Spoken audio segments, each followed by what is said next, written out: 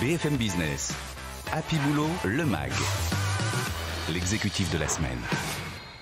Êtes-vous assez bien payé? C'est la question par laquelle on débute cette émission. Et pour y répondre, j'accueille Fabrice Coudray. Bonjour Fabrice. Bonjour Lorraine. Vous êtes directeur de l'executive search chez Robert Half, bien placé pour nous parler salaire, puisque votre entreprise vient de publier une grille, un guide des salaires. Justement, est-ce qu'on parle d'un guide ou d'une grille? On parle d'un guide. C'est un outil de référence, c'est un outil de tendance qui permet de situer pour le DRH un petit peu ces grilles de salaire, les tendances du marché, et qui nous permet d'être considéré plus comme un outil que comme une vulgaire grille. Il a beaucoup évolué dans les dernières années, on va dire. Bon, un vrai outil au service du monde du travail. Je vais vous demander, pour ceux qui ne l'auraient pas consulté, de nous donner 3 chiffres ou 3 tendances clés qu'il faut retenir en cet automne 2022. Alors, le premier qui est assez significatif, c'est qu'une très large majorité des dirigeants prévoient de recruter dans les mois à venir. Ça, c'est quand même un élément très important. Une large majorité également prévoit des difficultés d'être compétitif en termes de niveau de rémunération. C'est-à-dire que le retard peut être accumulé et rend de fait l'exercice du recrutement un peu plus délicat. Enfin, il y a un aspect assez intéressant qui est que les entreprises sont très intéressées par se poser la question sur la culture d'entreprise qu'ils véhiculent, qui peut être considérée comme un outil d'attraction et de rétention de ces fameux talents réputés si rares.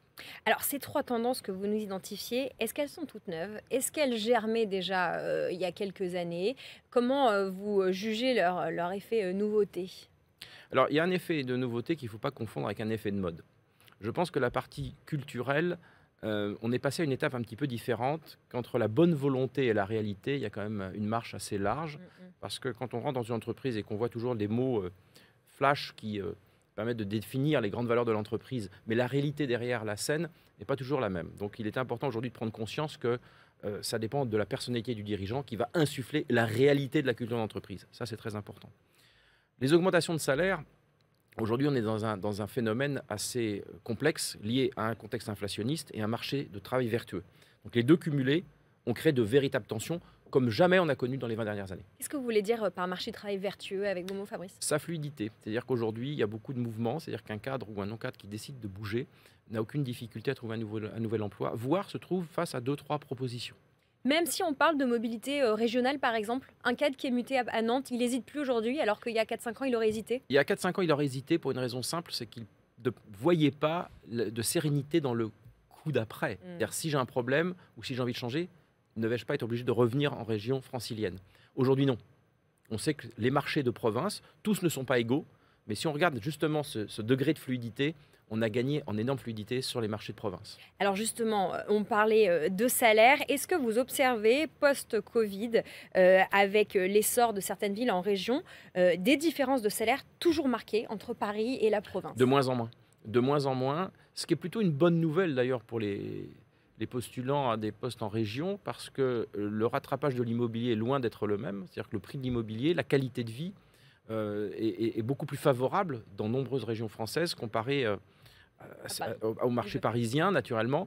Et comme vous le disiez, l'écart qui existait il y a 5-10 ans, mais très significatif, on parlait de 20, 22, 25%, aujourd'hui se réduit à 5-6%, et encore, pas toujours, en fonction des postes, ce qui fait que c'est plutôt attirant. Quelles sont les perspectives de recrutement à venir? Qu'est-ce que vous anticipez chez Robert Half et quel est l'indicateur qui vous permet d'être optimiste ou pessimiste? Alors aujourd'hui, on reste optimiste au motif que le marché engagé dans lequel nous sommes est très porteur et qu'on le voit. Il y a un indicateur qu'il va falloir regarder de très près, c'est le nombre de créations de postes. Soit on est dans un marché de remplacement, alors soit on remplace 100% des postes, là on est dans une économie relativement bonne mais qui n'est pas très positive, soit on ne remplace pas et on est à 80% de remplacement, là on est dans une économie en difficulté, mais là on est à 100% de remplacement et on n'a plus d'un tiers de postes qui vont se créer. Et ça c'est un très bon indicateur. Donc si on veut regarder, sans faire de prévision, mais un peu plus fin dans l'analyse de ce qui va se passer en 2023, c'est de monitorer au mois le nombre de créations de postes. Qui aujourd'hui est bon. De création de postes. Alors, on va parler de vous pour conclure. Fabrice, vous faites des études de salaire depuis un moment. Vous me disiez que votre première, elle datait de 1999. Correct. Qu'est-ce qui a changé? Qu'est-ce qu'il y a comme différence entre 99 et aujourd'hui quand on analyse les rémunérations, les salaires des Français? Alors là, vous n'allez pas me faire rajeunir, mais c'est vrai que ces études que nous faisions, on était plutôt dans un constat et c'était très normé. On était beaucoup dans la norme, on était dans des hiérarchies de salaire qui, d'une entreprise à l'autre, se ressemblaient encore beaucoup.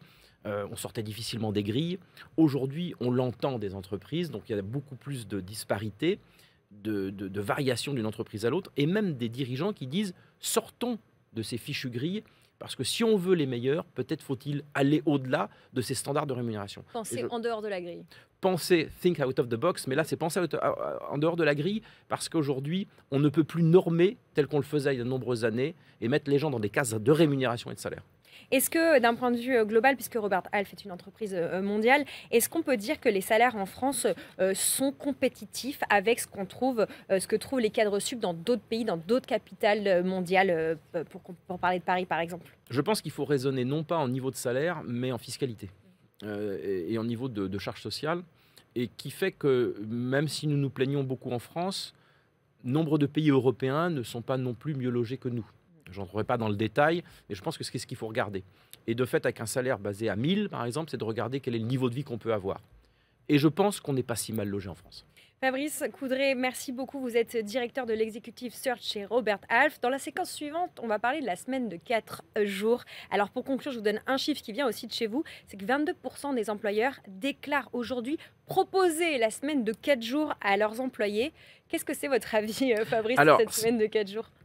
Je vais mettre les choses dans un contexte un peu différent. La semaine de 4 jours, le télétravail, l'augmentation des salaires, on va couvrir tout ça avec un autre mot qui est celui de la productivité et la rentabilité de l'entreprise. Donc je terminerai peut-être en disant que le dirigeant, le DRH, va pouvoir se poser une autre question avant d'aller vers un sujet tel que la semaine de 4 jours. Quels vont être les impacts sur ma productivité, sur ma rentabilité ?